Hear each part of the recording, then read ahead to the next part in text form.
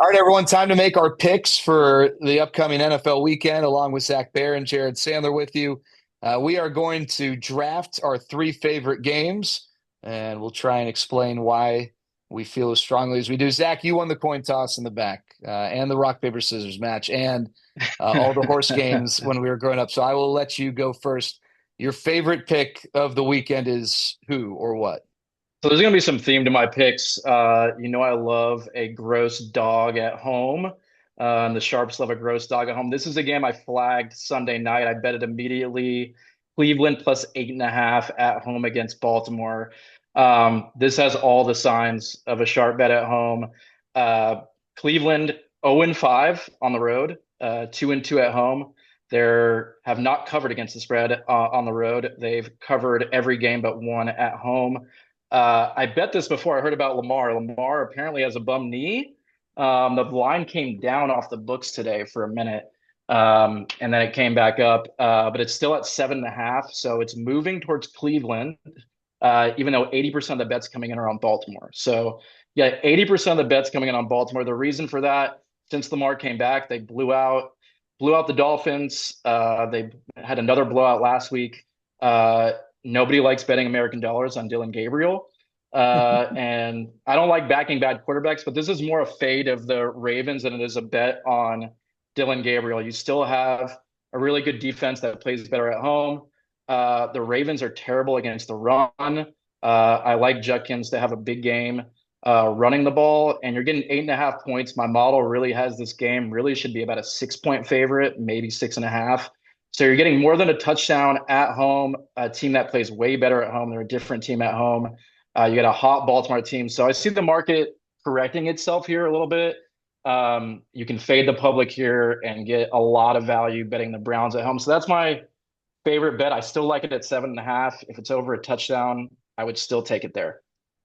And I feel like we talked earlier in the year when these two teams played, the score of the first Ravens Browns matchup was not really indicative of how close that game Right. was. It seemed like it was a No. close game, and then Baltimore kind of got some breaks at the end. But you look at the score, you see blowout. But if you watch that game, Cleveland kind of hung around and competed pretty well against Baltimore. They hung around against Baltimore, and it's a completely different team now. We have a different quarterback than we had then. The 41-17 score, like you said, is not indicative. And this is a different team at home. You're getting way too many points at home. And anytime I see 80% of the public on one side, the line going the other way, you should just hammer the other side. So go ahead and take it. I like it. That would have been my first pick if I had the first overall pick. I'm going to go for my first pick to Monday night. Philadelphia Lane. I got it at 2.5. I saw it at one point down to 1.5. I think I just checked a few minutes ago, and I'm seeing it back up to 2.5. It doesn't matter. I like Yeah. Philly at home, Lane 2.5 against Detroit. Listen, I like Detroit. They're a good team. But there are two factors here where it's like auto fade. Jared Goff outdoors, and then Jared Goff against a really good pass rush. And Philadelphia already had a really good pass rush. It got better over the last few weeks. I don't know how good Brandon Graham's going to be, but he's around. But Jalen Phillips, we saw the impact Jalen Phillips made against the Packers on Monday night. And adding Jalen Phillips to an already stout pass rush, to me, is problems for Jared Goff. You talk about the public side of things. It's maybe not as drastic as what you just mentioned with Cleveland, Pittsburgh, or Cleveland, Baltimore, excuse me. But the public still seems to be a little more on Detroit. Detroit's coming off a big win, and yes, it was outdoors, but they beat the Commanders, and the Commanders are kind of bad. Yep. And it was. I don't want to take anything away from them. It wasn't unimpressive, but it wasn't impressive enough to me where it's like, okay, maybe Jared Goff outdoors is just fine. I like Detroit. I just really like Philadelphia in this spot. I think this is a really good matchup for Philadelphia. And by the way, and we've talked about this, in the Tom Brady era, New England would have stretches where in the regular season, like, they're not that good. And then they figure it out and they end up in the Super Bowl or in the AFC Championship game. We've seen that with Kansas City. We've already had that era with Kansas City where it's like, I don't really know. And then next thing you know, they're winning games in the playoffs you don't think they're going to win. Philadelphia got off to a sluggish start. A.J. Brown always seems to have some sort of drama around him. This is a good team, though. It seems like they're figuring things out. I know they didn't put on an offensive clinic against Green Bay. Tough conditions with the wind against a really good defense. I just don't think that Detroit's going to present the same challenges. So I like Philadelphia covering on Monday night at home. Yeah, I'm aligned with you on this one. I was surprised to see the Sharps pretty split on this game. I thought Detroit's a public dog. And usually when I see a public dog, the home side is going to be the sharp side. But Goff and Campbell have an insane record in primetime games. I think, according to my model, we've got 25-8 against the spread in night games in primetime, Goff and Campbell. So that's an insane record. But then you have the other betting splits where you have Goff, like you said, in outdoors plays way worse. You have Detroit just banged up. Like they're banged up on the offensive line. They're banged up in the secondary. You got a defensive front, like you said, that just got better with Jalen Phillips against a beat up offensive line. And if there's any team that can deal with the drama, the AJ Brown Instagram crazy shit he's saying, and like if there's any team that can deal with the drama, it's the Eagles. They always have this drama around them. Sirianni's said crazy stuff before, and I think the person that keeps the calm is Jalen Hurts. Like he keeps that team. He doesn't care. He doesn't care what his stats are. He's just a winning player. You get the better team at home, only getting 2.5 less than a field goal. I think we're going to see this line move to 3. I wouldn't be surprised by Sunday if you see 3. So if you're still getting 2.5, I see on my book, I see juice at the 2.5 number. So I see it moving towards the Eagles despite Detroit being a public dog. So this is an easy back of the Eagles. The Lions are a good team, but they shouldn't be less than a field goal dog against the class of the NFC right now. So All right. alignment with the Eagles. All right. So we're aligned on our first two. Your Align on the second first pick. two. Yeah. Who do you have for your second pick? Second pick. This is going to be tough because I don't think you're going to pick one of my picks. So it makes me want A to little take, strategy. yeah, a little maneuvering here. I'm going to have to pick your favorite team because I feel like you may take them. So You're going to go with the Packers. I'm gonna go with the Packers. This is a great get right spot for the Packers coming off 2 terrible performances where the offenses look clunky. You're getting a Giants team that's starting Jameis Winston. So you get anytime you get famous Jameis back in the fold in the NFL is a good thing. He's one of the most entertaining players in the league. You're going to get the pregame speech. You're going to get some crazy quotes during the week. And you're also going to get some public money coming on the Giants because people like cheering for Jameis. And you're going to get Jameis as a touchdown dog. But LaFleur just doesn't lose 3 games in a row. Just historically, it's happened, I think, once or twice ever, maybe once. Against the spread, I don't think he's ever lost 3 in a row. He's lost against the spread. So you're getting a Giants team with a new quarterback. I thought you were going to see a lot of public money coming on the Packers, but because it's Jameis and not Russell Wilson, you are getting some public backers of this Giants team. And the Giants are the worst in the league at stopping the run. And so you can say all you want about the Packers not having weapons. They don't have Kraft now. They might not have Matthew Golden this weekend. Dobbs got hurt in the last game, but it sounds like Dobbs is going to play. But you still have Josh Jacobs. You still have a good offensive line against the worst rushing defense in the NFL. So they should be able to run the ball all over them. You got the Packers defensive front against the Giants offensive line. We haven't seen a big breakout game from Micah yet. I expect Micah to get in the sack column. Finally, he hasn't had one in a while this game. So it's a good spot, get right spot for the Packers. If they're going to make a run, they need to get off the schneid here. I could see this one being a blowout. So I like taking the 7. I'm going to be patient with this one. I haven't played it yet. I'm going to see if I can get 6.5.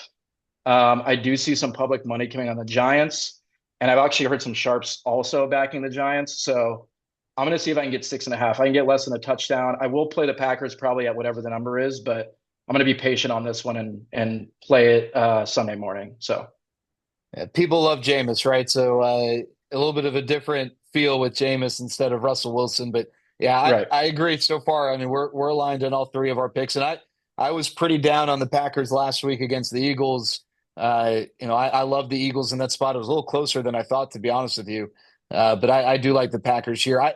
For my next pick, I think I like this one.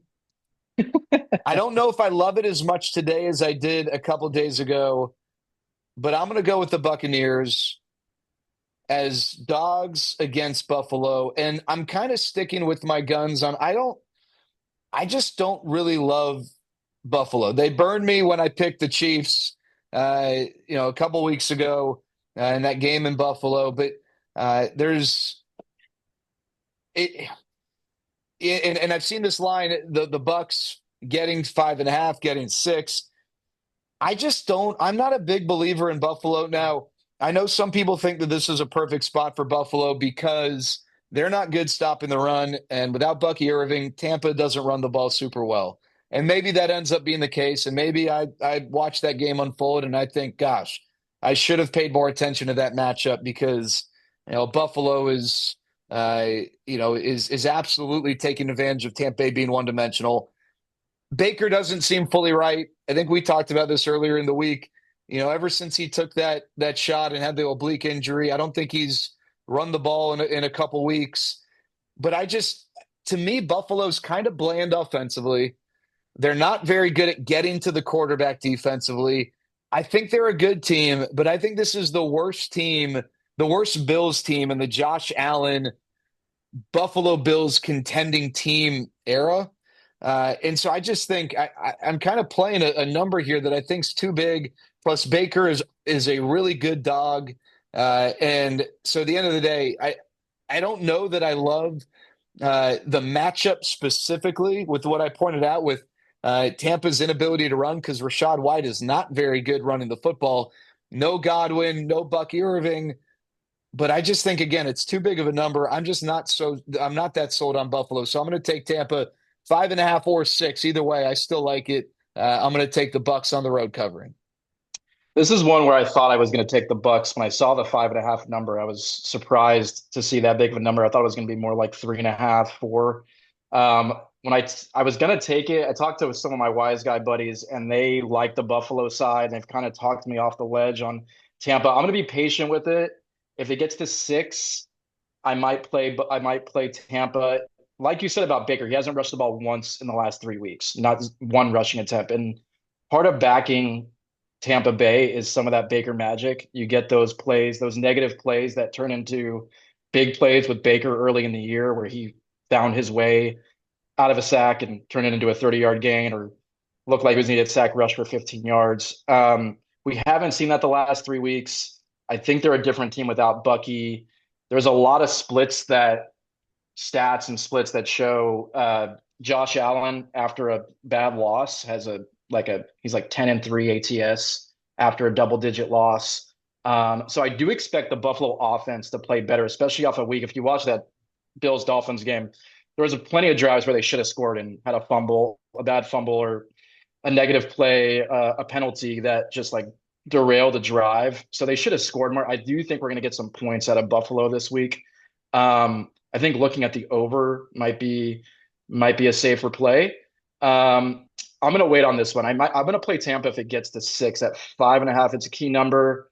Getting to 6, I think there might be some value on Tampa, but I'm going to wait and see. So I'm a little split on this game. That's maybe our first non-alignment, but I'm not going to bet Buffalo. If it's either going to be a stay away or take the value if it gets to a higher number on Tampa Bay. All right. I like it. So Your third pick. third pick, third pick is one I didn't think you were going to pick. So I saved it for last, but it's one of my favorite plays of the week. And I'm actually surprised that when I saw the number, I was sure the Sharps were going to be coming in on this side. But my favorite play to make is fading the Cowboys. I'm a Cowboys fan, but when they're a favorite of 3 or more, you just fade them and you print money. I've been doing it all year. They haven't covered as a 3-point favorite all year, and they're a 3.5-point favorite again. I don't know what we've seen from Dallas that would make anybody want to back the Cowboys or make them a 3.5-point favorite. I get it. The Raiders are sellers at the trading market. They traded their best receiver. Their offense looked awful on Thursday night. Cowboys off a bye. Cowboys made these trades. We got Quinn Williams. We got Logan Wilson. I think Overshown's going to play for Mhm. Dallas. So you're getting all these guys back, but it doesn't change. It's putting a band-aid on a bad defense, and I don't think it's going to make that big of a difference to make them a 3.5 point favorite at home. You still have a lot of problems over the middle in that defense for the Cowboys against the best tight end in the league and Brock Bowers. You got Geno Smith saying a bunch of stuff on Instagram this week, saying how pumped up, he's talking back to the haters, which I like. It's a primetime game, so I don't think the Raiders are just going to be sleeping and giving up. I think Pete Carroll's coaching for his job, most likely. He might be out regardless at the end of this year, but you can't back this Cowboys team at 3.5. 75% of the bets are coming in on the Cowboys. I'm gonna wait and see if it gets to 4. I do see juice on the plus 3.5 right now, so it might be moving towards the Raiders. But I'm just, no matter how bad the Cowboys look, the public just backs them. And when the line starts moving the other way, I'm gonna back a bad Raiders team. But I think the Raiders defense compared to the Cowboys offense is not as bad as the Raiders offense compared to the Cowboys defense. I think it's a good matchup for the Raiders offense. And I'm going to take the points here. Can we address the Marshawn Nealon narrative? Because I feel like it's one of those things where people are going to tell you they know how a team is going to respond. They're going to be drained because they lost Marshawn Nealon, or hey, they're going to do this for Marshawn Nealon. Right. Here's the reality: there's no real track record for this, and if you want to believe that the Cowboys are going to win, you're going to use that to justify that the Cowboys are going to be up for this game. If you don't think the Cowboys are going to win, or if you want to be on the Raiders side, you're going to use that to spin, confirmation bias, right? The reality is, and in your analysis, you didn't bring any of that up, right? Because that's not a part of it. We have no idea. Right. We have Right. no idea how Brian Schottenheimer is going to handle this. We don't know how, the with the bye, this happened over a bye week. Right. Does the fact that it's 2 weeks later, essentially draining them? Is it gonna, who knows? They're on the road. They're not at home. There's so many different variables here. I'm glad you didn't bring up, the Marshawn Nealon thing is like, this is going to fire them up. We have no idea. You're right. That was not, I'll call myself out. I don't have the balls to play the Raiders. I don't have the balls to play them. I think everything you said makes sense, right? It's a spot where you need to play the Raiders. I just don't know. And I'm not playing the Cowboys. This is a stay away from me Right. simply because I don't have the balls. But you would tell people, because you've been through the ringer on this. Sometimes you just got to play the number. You can't worry about the teams. You can't worry about the fact that the Raiders traded people away and they might be a mess and all this stuff. They're at home. The Cowboys' track record, the number's too big. Sometimes you got to not be a little bitch like me, and you just got to play the number. No, you got to play the number, and that's what the pro bettors do. You play this number every single time. Is it going to work out every time? No, but you're getting value at this number. It shouldn't be 3.5. I'm glad you brought up the Nealon thing because I've heard multiple betting experts bring that up with no historical data of anything that it means. But apparently, the Cowboys are going to be more fired up for this game because they're playing for him. It's a Monday night football game. The Cowboys are already playing for their season. Some of the coaches on the staff are playing for their jobs. Eberflus might be coaching for his job on a primetime Monday night football game. If we get blown out by the Raiders, you know, I don't think it's going to be great for the coaching staff. So I don't think you can take that into account. And there's too much value in this number against a Cowboys team. Yes. Does our offense have firepower? Should we score some points? Yes. Our defense is just until I see something different that makes me feel like there isn't value in taking a 3.5 point dog. I'm going to keep taking it. I would probably take almost any team in the league at home as a 3.5 point dog against the Cowboys. Yep. And yeah, it's Geno Smith. Do you feel great waking up in the morning saying I have some of my money on Geno Smith, winning a football game? No, but you play the number and it makes money over time. So I like the spot, and hopefully maybe on Monday I can get you in on the bet. Yeah, I might have to. If I have a bad weekend and I'm on tilt, I'm chasing. You can Well, it's count also, me in on Monday that. nights. Yeah, Monday night's always the week. There's going to be so many people who have teasers and money line parlays and stuff riding on the Cowboys. And Vegas knows they know they know these things. Uh, yeah, I'll play the value here. Give me the Raiders. All right, my last pick, I was deciding between a few. One was Miami in where are they? Spain, uh, Madrid, baby. Euro Madrid, football. Madrid. I think is this the last Europe game of the year? It I might be. want to There might be say one more. I think there's There's one one more. more. I think Okay, there might be like there's already been a Dublin game, right? I think so, but I get them all confused. I think there was a Dublin game. I know we've had a few Londons. We had Germany last week. I Yeah, thought that was about the first Miami. good one of the year. That was a good game. That was the Yeah, that first. was. Usually these games are stinkers, but that was a good game. Jonathan Taylor carried my fantasy team in our fantasy league. You're lucky. I'm facing you this week, and Jonathan Taylor's on a bye, so I'm I cooked. know. Running Uh, good. yeah. I thought about Miami. I thought about. I don't really mind and Davis Mills is going to start for Houston. I don't really mind Davis Mills starting over CJ Stroud. CJ Stroud not getting benched. He has the concussion. Tennessee's just awful. I don't know how Tennessee scores against Houston, but I don't love where the money is going in that game. Uh, and the other one I thought about was Cincy coming off a bye, getting uh, 5.5 against Pittsburgh because Pittsburgh, Mike Tomlin is a favorite, not great at covering. Uh, I, I'm torn on where to go here Okay. because Something about the Pittsburgh game stinks. Like something yeah, smells. Like five and a yeah, half doesn't make any sense. Why they'd be 5.5. So these teams played 3 weeks ago, and since he basically blew them out, Pittsburgh defense is banged up. Their secondary, I mean, they moved Jalen Ramsey to safety since the game against Cincy. The schematically, I think they'll try something differently. I think they just played zone against Flacco the whole game, and he just carved them up tore him last up. game. Yeah, So I'm sure we're going to see something different from the Pittsburgh defense. They're still banged up, and you know, Flacco still has all the weapons available to him. He's still got Chase. He's still got Higgins. Flacco's 9-4 against the spread and against Tomlin in his career. There's all the splits about Tomlin as a big favorite. So everything points to Cincy, and then that's why I'm I'm like tentative to take it because it's too good to be true. It's yeah, something stinks about this game. I'm probably going to end up playing Cincy small because I just can't not take the value here. But it's just it's a weird thing to be 5.5. I thought it'd be maybe 3.5, 5.5. It's a weird one. I'm in agreement with you on Houston. There's a lot of sharp money coming in on Tennessee, so the wise guys would disagree. It's not a bet on Davis Mills, more of a bet on the defense for Houston. I mean, they could score 10 points and cover against yeah, the Tennessee. right. I don't see how Tennessee is going to move the ball or score against Houston's defense.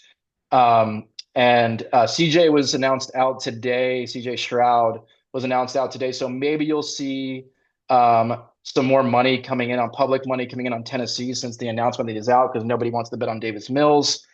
So maybe we could get some public money coming in on Tennessee and get a better number on Houston. Of the two plays, I probably like Houston slightly better just because I can't make sense of the Cincy line. I Yeah. just No, so that's and yeah. you hit it. Like that's I think if it, with my final pick, I'm going to take Houston. I'm not scared by Davis Mills, and I just don't know how Tennessee's going to score. It's like you said. I don't need Houston. I mean, this is not a small number, right? For a divisional matchup, six is we're not talking about three here, but what does Houston need to score to cover six? They need to get to 17, right? Like, do they need to? Can they Yeah. do this at 30? I mean, you mentioned 10. Like, that's possible. So I think I'm going to go Houston in this one, uh, and I just think it's more a play against how awful Tennessee is offensively. They got nothing going on, and this Houston team, you can make a case best defense in the NFL. Maybe maybe if not the NFL, best defense in the AFC, and the exact type of situation that's not going to be fun for Cam Ward as he continues to go through, his rookie lumps without much support around him. So I think I'll go with Houston. So my three, I went Houston, uh, I went Tampa Bay, and my first one was Philly. You go the Browns, the Packers, and the Las Vegas Raiders. Yep. I would say of the three I picked, the one to wait on is the Packers. I would say you might get a better number. I mean, I would be, if it gets to less than seven, I would immediately take it at less than seven. So I think there's a chance it gets to lower than seven. It's still seven. I'm seeing on DraftKings right now. It's still at seven. Um, and the Browns, now that Lamar, if there's a chance, if Lamar doesn't play, that line is going to shoot down to 3.5, maybe. It could even shoot lower than that. I mean, he's worth 4 to 5 points on a spread. So if you could take it now, and if you get lucky and it ends up being Huntley on Sunday against the Browns, you might just get a magical number right now at 7.5. But that's my favorite play of the week, and we can see how we did after the weekend and question all of our all of our decisions. We'll do that. We'll do this next week and recap the previous week and look ahead to the next week. Some fun matchups. Hopefully, you go out there make some money this weekend. He's Zach. I'm Jared. Thanks so much for joining us.